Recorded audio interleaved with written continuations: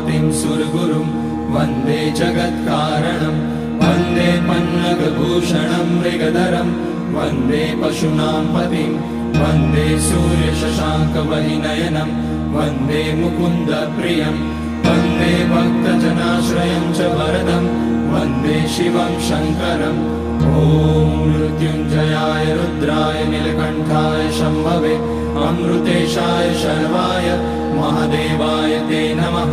नमस्तेऽस्तु भगवन् विश्वेश्वराय महादेवाय त्र्यम्बकाय त्रिपुरान्तकाय त्रिकाग्निकालाय कालाग्निरुद्राय नीलकण्ठाय मृत्युञ्जयाय सर्वेश्वराय सदाशिवाय श्रीमान् महादेवाय नमः।